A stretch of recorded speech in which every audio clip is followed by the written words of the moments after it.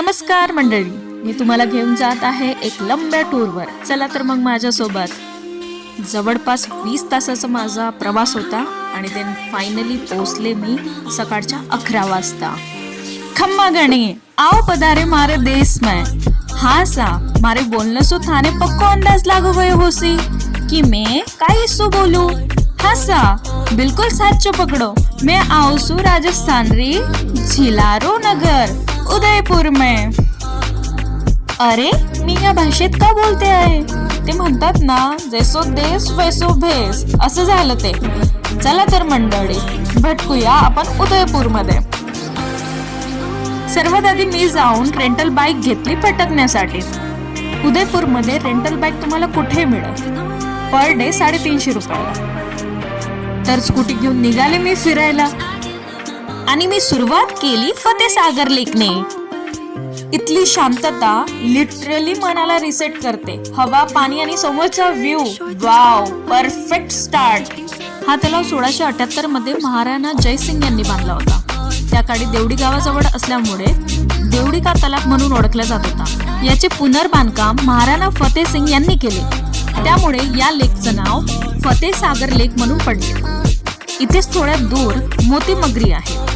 नंतर मी मोतीमगरीला गेले.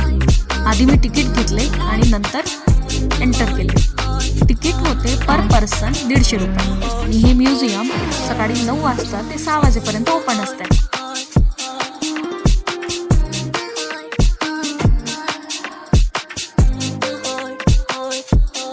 मी आले इथल्या म्युझियम मध्ये, ज्यात मी पाहत होते वीर राजपूत योद्धांची शस्त्रांची आणि मेवाड परंपरेची माहिती. मी यात इतकी मग्न होते की मला असं वाटत होते मी हे जिवंत पाहत आहे, जगत आहे. प्रत्येक कोपऱ्यात, प्रत्येक भिंतीवर मेवाडच्या सर्व महाराजांचा इतिहास पाहायला मिळतो, जगायला मिळतो.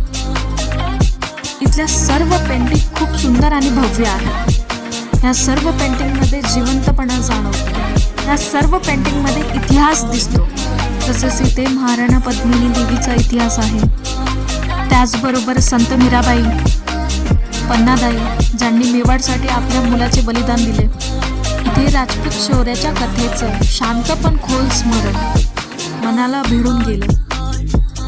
तसेच इथे आपल्याला प्रत्येक दुर्ग जे मेवाडमध्ये आहे त्याचे मॉडेल पाहायला मिळते. हे आहे कुंभलगडचं मॉडेल. तसेच इथे हल्दीघाटीची माती आहे, जी पिवळ्या रंगाची आहे. त्याचबरोबर इथे शस्त्र आणि कवच पाहायला मिळते, ज्यात तलवार, ढाल, वीर कमाल आणि हा भाला जो 2.9 किलोचा आहे. तसेच इथे आपल्याला सिटी पॅलेसचे पण मॉडेल पाहायला मिळते.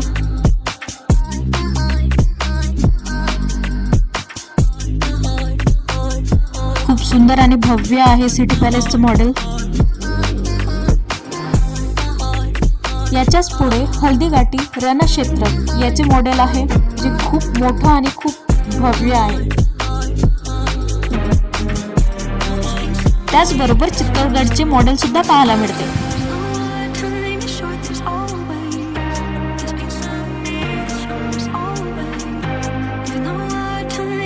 म्युझियम पूर्ण पाहून झाल्यानंतर मी आले वीर शिरोमणी महाराणा प्रताप यांच्या स्मारकांचे दर्शन घेण्यासाठी. माझं ड्रीम होतं उदयपूरला येणे, वीर शिरोमणी महाराणा प्रताप यांच्या दर्शनासाठी, आणि ते आज पूर्ण झाले. हे स्मारक 11 फूट उंच आहे आणि ही पूर्ण ब्रोंझने बनलेली आहे. वरून दिसणारं फतेसागरचं शांत दृश्य. नंतर मोतीमगरीमधून निघालो. लेकचा व्ह्यू आणि सनसेट बघता बघता पोहोचलो रामघाटला. खूप सुंदर आणि प्राचीन मंदिर आहे.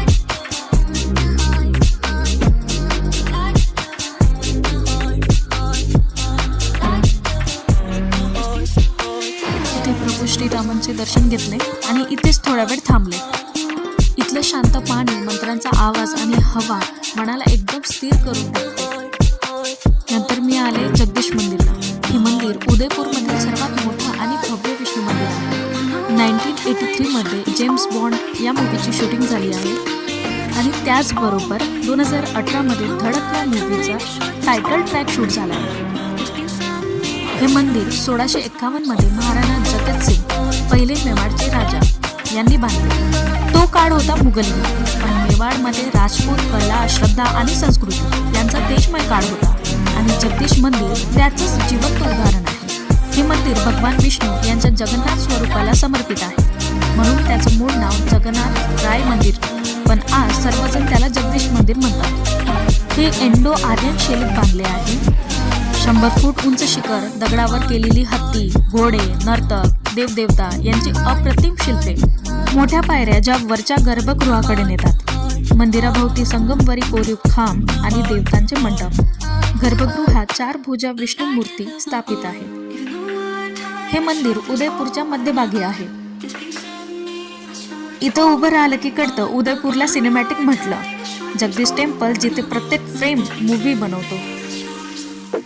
नंतर मी इथनं गेले गणगौर घाटला. राजपुताना संस्कृतीचं एक जुनं अभिमानास्पद दर्शन.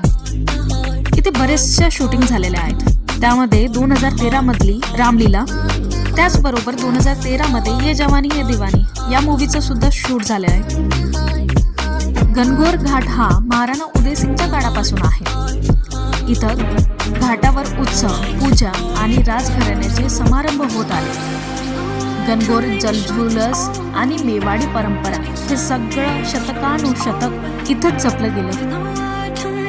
आजही इथलं पाणी आणि वातावरण इतिहासाचीच गोष्ट सांगतं. नंतर थोडी शॉपिंग केली, नंतर चाय पिले आणि रात्रीच्या वेळेला उदयपूर कसं दिसते ते बघण्यासाठी फिरत होते. नंतर चाट किंगची चाट ट्राय केली, जी खूप फेमस आहे, आणि त्याचबरोबर केसर रबडी. तुम्ही पण नक्की ट्राय करा. आणि असाच माझा छोटासा 1 डे उदयपूर ट्रिप एंड झाला. ब्युटिफुल व्ह्यूज, रॉयल हिस्ट्री आणि यम्मी फूड, परफेक्ट डे. चला तर मग भेटूया नवीन व्लॉगला. राम राम सा, बाय.